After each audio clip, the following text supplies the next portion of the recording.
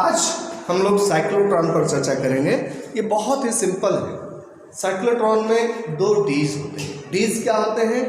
D के shape के, जैसे डी लेटर बनता है इंग्लिश में, आप डी लिखते हो, उसी के शेप में दो हॉलो मेटेलिक पॉट्स होते हैं। ऐसे खोखले डी के आकार के खोखले धातु के बने मेटेलिक ये शेप में दो कंडक्टर्स होते हैं, इनके बीच में खाली स्थान रहता है।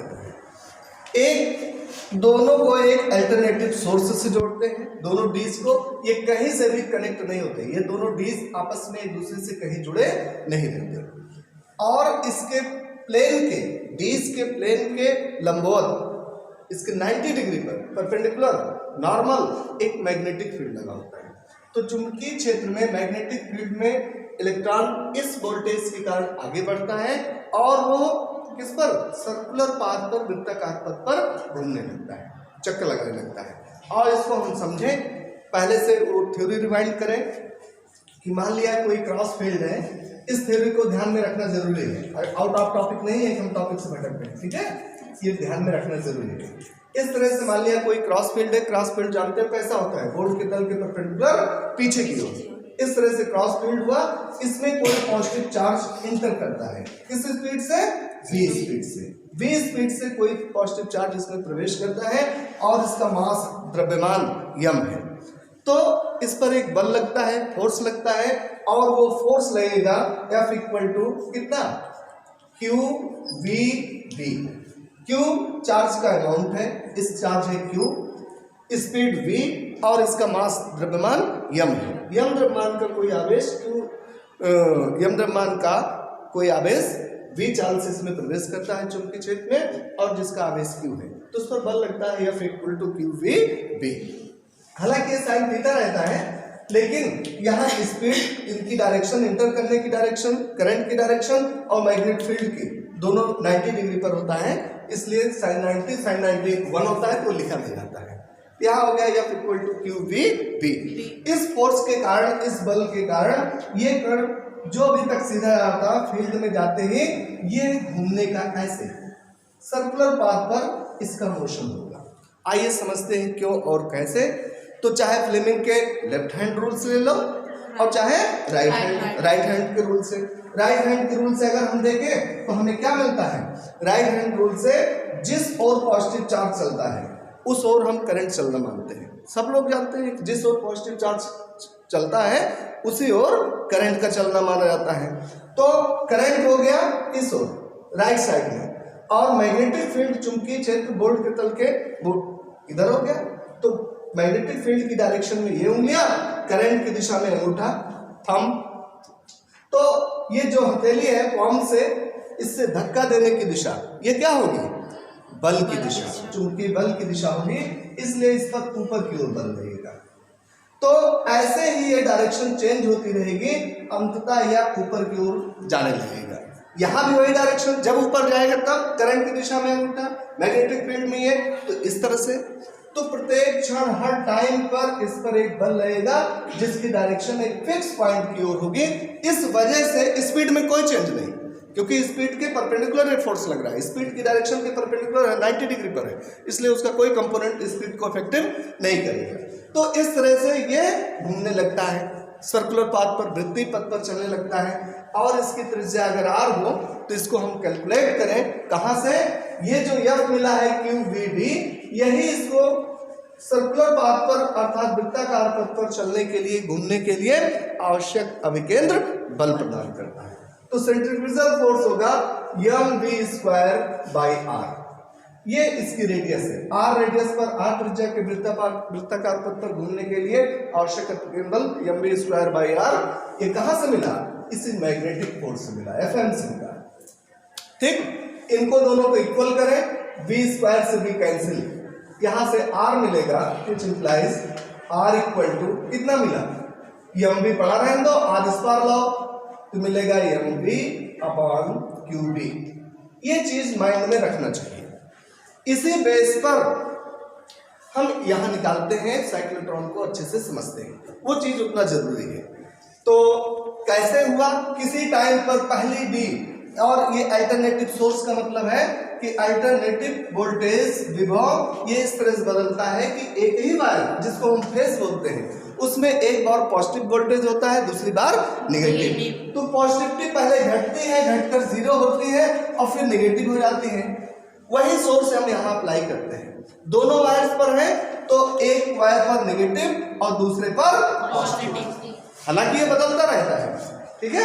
अगर हम न्यूट्रल और फेज लगाए हैं तो ये पॉजिटिव के रिस्पेक्ट में नेगेटिव होगा, न्यूट्रल होगा तो नेगेटिव जैसा बिहेव करेगा। उसको यहाँ पर हम लगा दिए। किसी टाइम पर मान लिया कि पहला D1 ये पॉजिटिव पर है, पॉजिटिव सिग्नल पर है, तो क्या होगा, और ये चार्ज हमारा बीच का ये पॉजिटिव है, ये कैसा है, पॉजिटिव चार्ज है, तो अपने से रिपेल करेगा, अपने से दूर भगाएगा, ठीक, कूलम्ब्स लॉ से अपने से दूर करेगा। और सेम टाइम पर D2 नेगेटिव है या नेगेटिव जैसा बिहेव करेगा, या तो नेगेटिव है, अगर न्यूट्रल से जोड़े हो, फेज और न्यूट्रल लगाए हो, तब भी वो पॉजिटिव सिग्नल के सामने नेगेटिव जैसा बिहेव करेगा, ये अट्रैक्ट करेगा, इस वजह से सीधा जाना चाहेगा। लेकिन जैसे ही मैग्नेटिक फील्ड लगी है, इसके क्रॉस ऊपर नीचे मैग्नेटिक फील्ड लगी है, जैसे ही यह मैग्नेटिक फील्ड में एंटर करता है तो यहाँ हम डॉट फील्ड कहेंगे। कौन सा? Dot field. और इस डिस्क के परपेंडिकुलर मैग्नेटिक फील्ड लगी है, जैसे ही आगे बढ़ेगा ये प्रोसेस चालू हो जाएगा।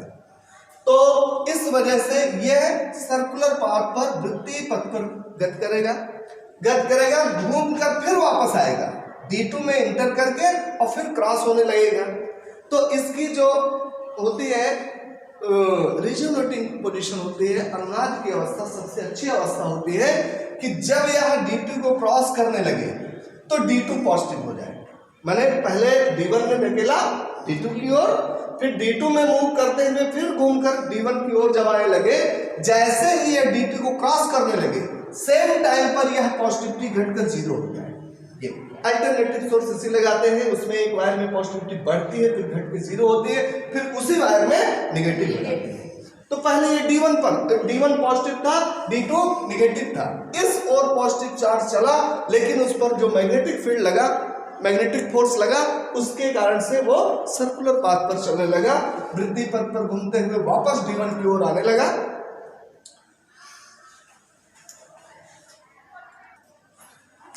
तो जैसे ही D2 को क्रॉस करके D1 में वापस जाने लगेगा, ठीक इसी समय D1 की पॉजिटिविटी खत्म हो गई और यह नेगेटिव वोल्टेज पर होने लगा। तो अगले क्षण जब यहां से ये वापस आने लगेगा, इस क्षण ये नेगेटिव वोल्टेज पर होगा और ये पॉजिटिव पर होगा।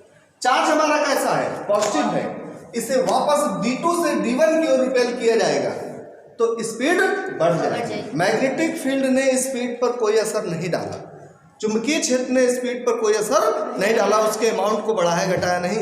लेकिन जब जब ये डिस्क को क्रॉस करता है तो पॉजिटिव इधर और नेगेटिव, तो वापस इसकी स्पीड बढ़ जाती है, नेगेटिव की ओर तेजी से जाता है, और जब स्पीड बढ़ती है तो इसकी रेडियस बड़ी हो जाती है। इस तरह से हर बार जब जब ये डिस्क के अंदर गति करता रहेगा, ये मोशन करता रहेगा, इसकी स्पीड बढ़ती जाएगी, ठीक है।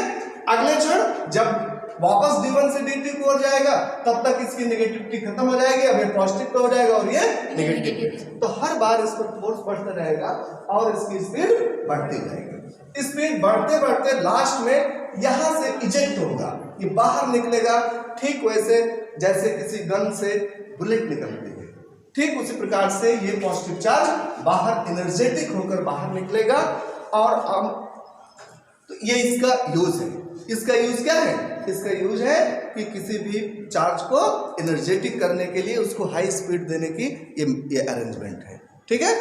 अब इसमें एक चीज और आता है टाइम के लिए, ऑसिलेशन का टाइम क्या होना चाहिए, इसका ये टाइमिंग निकालते हैं। तो टाइम कैसे निकलेगा, आइए किसी डी को पार करने में, एक डी को क्रॉस करने में टाइम चेक करते हैं, ठीक। तो किसी टाइम इसका रेडियस मान लिया कि सर्किल का आर है, तो R इक्वल टू आप निकाल चुके हो, R कितना है, R equal to mv/qb।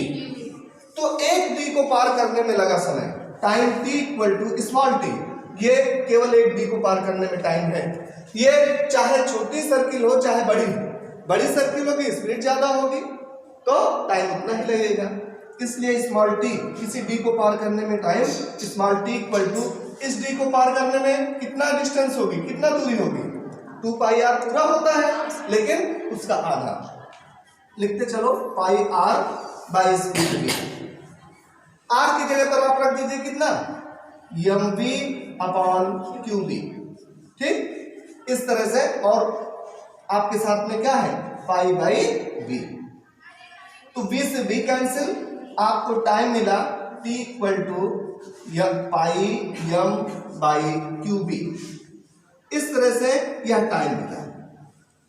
Oscillation उसके लिए, रिजोनेंस के लिए, अनुनाद की अवस्था के लिए, बेहतर काम करने के लिए ये टाइम, जितने टाइम में वोल्टेज चेंज हो रहा है पॉजिटिव से नेगेटिव, तुम्हारा सिग्नल चेंज हो रहा है, अल्टरनेटिव सिग्नल चेंज हो रहा है, उतने ही टाइम में इसको भी चेंज होना चाहिए।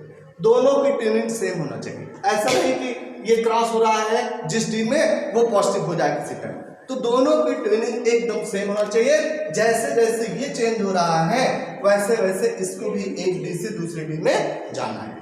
तो दोनों की फ्रीक्वेंसी, ये फ्रीक्वेंसी ये फ्रीक्वेंसी दोनों सेम होती है, इसी को हम फ्रीक्वेंसी कहते हैं। रेजोनेंस के लिए अगर आप फ्रीक्वेंसी निकालोगे तो फ्रीक्वेंसी एफ इक्वल टू कितना मिलता है, 1/T टाइम पीरियड आवर्तकाल, और 1 डी को पार करने में इतना टाइम लगा है तो पूरी दोनों डीज को पार करने में एक राउंड लगाने में डबल टी टाइम होगा।